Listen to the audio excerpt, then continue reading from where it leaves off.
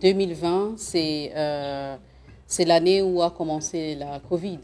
Et c'était en mars. Et là, on venait de commencer vraiment nos actions.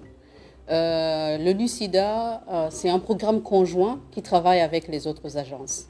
Et on venait de terminer un plan conjoint de 2020-2021. Et dans ce plan conjoint, chaque agence s'organise comment nous allons faire pour faire avancer, pour accompagner le plan stratégique national de lutte contre le sida. Et donc, c'est au début de 2020 que nous devrions commencer nos actions. Qu'est-ce que nous avons fait? Nous n'avons pas attendu vraiment, même si Covid était là. Nous n'avons pas arrêté nos activités. La première chose, c'était de voir quels sont les risques que les personnes vivant avec le VIH couraient pour ne pas avoir leur traitement, ne pas avoir leur accompagnement. Et c'est comme ça que nous avons dû rapidement adapter nos façons d'agir et comment nous pourrions accompagner le pays. Et très concrètement, ce que nous avons fait, c'était de voir comment travailler avec le programme national, comment les gens vont pouvoir continuer à avoir leur traitement. C'était notre première priorité. Et dans ce contexte, nous avons essayé de voir comment on va travailler avec les communautaires, les acteurs communautaires qui ont été renforcés en termes d'information. On a fait toutes les informations qui nous revenaient sur la COVID et le VIH, d'abord pour les rassurer. Au début, on se demandait est-ce que la COVID ne va pas vraiment impacter différemment les personnes vivant avec le VIH. Et donc, au tout début, on a fait une activité de recherche pour voir l'impact de COVID sur les activités VIH, mais également sur les personnes vivant avec le VIH. Je pense que vous avez vu quelques informations que nous faisons passer actuellement.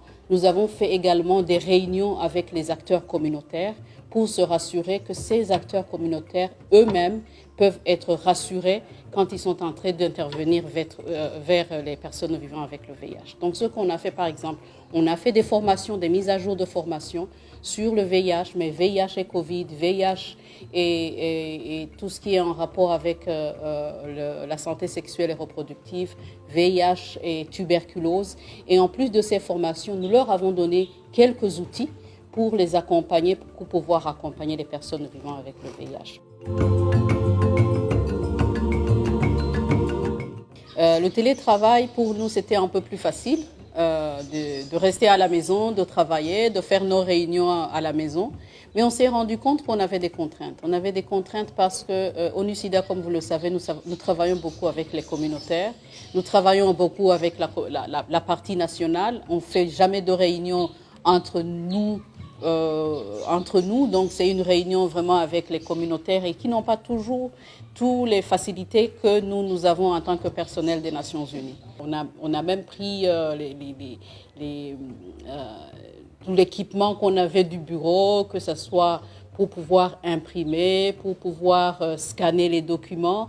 Nous autres, on a dû même en ce moment commencer à chercher des cachets électroniques, des signatures électroniques. Donc on a essayé de tout faire pour vraiment pouvoir travailler de la maison.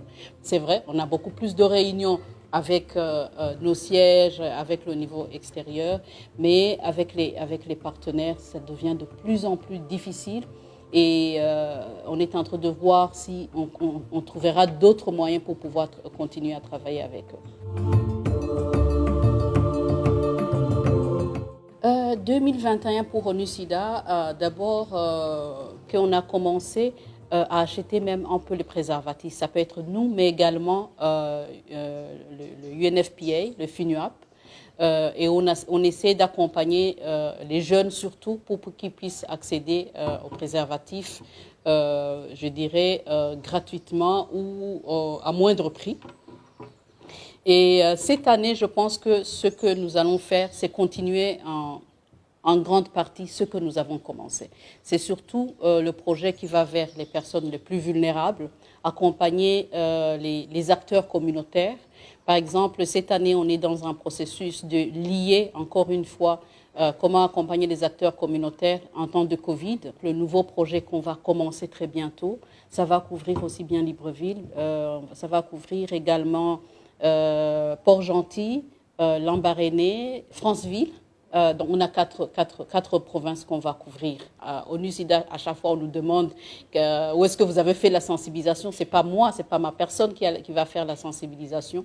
Nous, on accompagne ce qui a été prévu pour pouvoir, quand on a des financements, on donne. Quand on n'a pas, de financement, on peut donner parfois des outils. Je dirais aussi qu'on est dans ce qu'on appelle l'advocacy, le plaidoyer. On fait beaucoup du plaidoyer. On fait également beaucoup de la communication quand on peut le faire. On va continuer également dans les formations et c'est toute la partie prévention, prise en charge. Et l'autre pan, c'est vraiment d'essayer de mobiliser un peu plus de ressources pour le pays. Parce qu'au Gabon, sans vous mentir, le pays a les ressources qui sont allouées par le gouvernement.